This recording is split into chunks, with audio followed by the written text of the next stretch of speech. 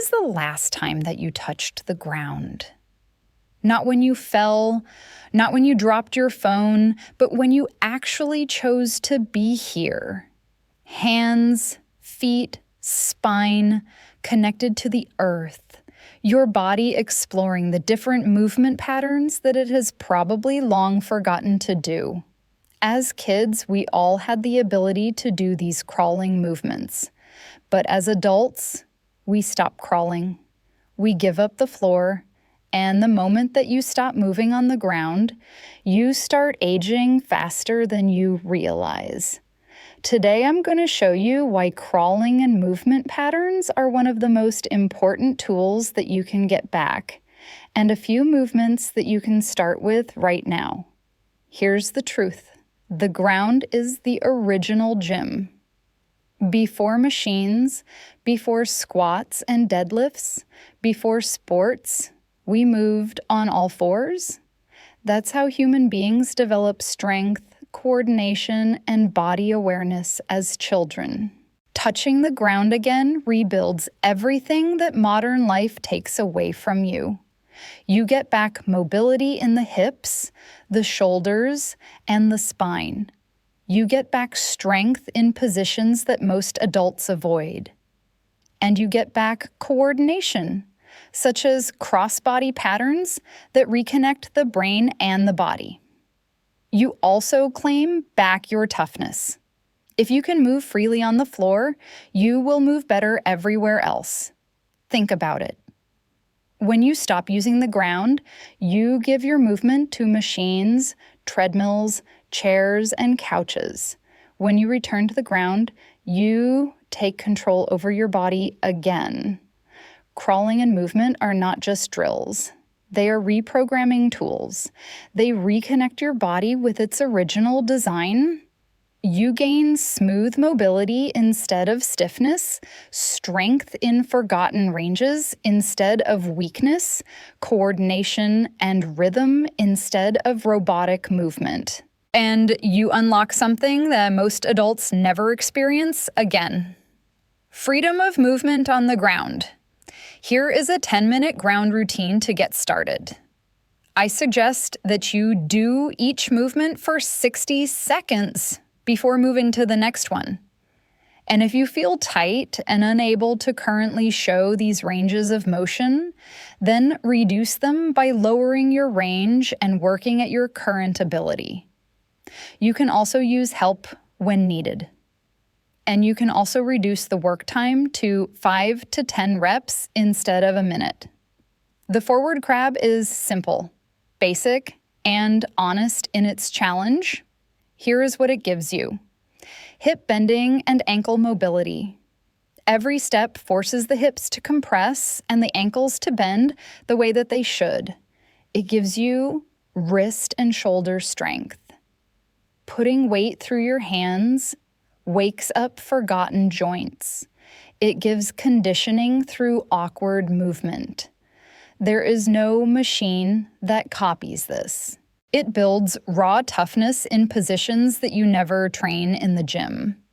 It looks childlike, but that's the point. Children build their base here. Adults leave it. This brings it back. The side crab forces your body to move in a direction that you never train. Sideways. Why does this matter?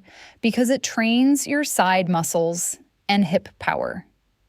Your side body actually becomes athletic again. It works knee stability.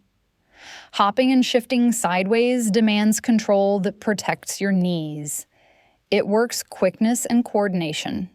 This is ground-based side training. The base of every cut, turn, and sidestep in sport. We train forward and backward, rarely ever sideways. This crawl makes you multi-directional again.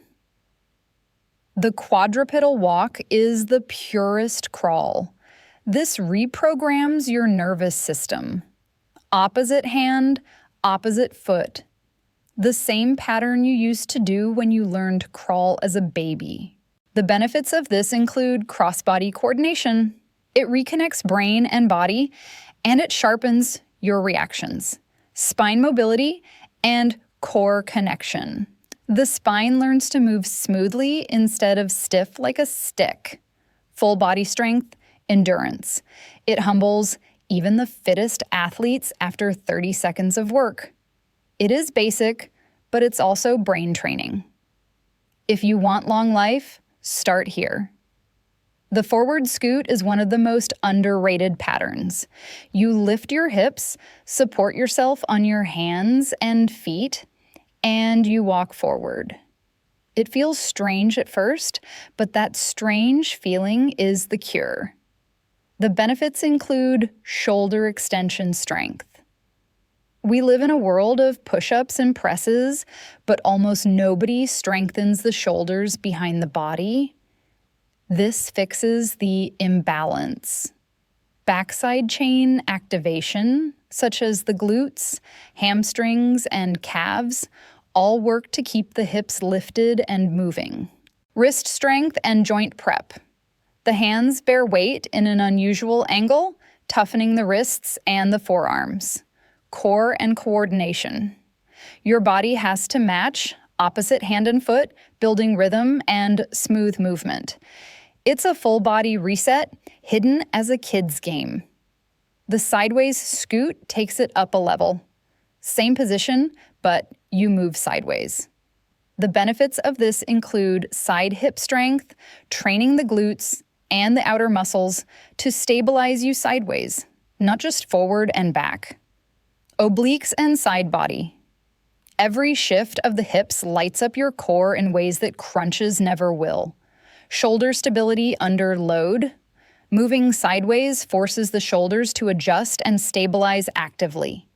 Agility and athletic carryover. Side movement is key in sport, but most people never train it. This pattern makes you more agile, reactive, and adaptable. It's simple, basic, and it wakes up the muscles that you've been ignoring for years. And finally, the handstand kick up. This is where we change the story.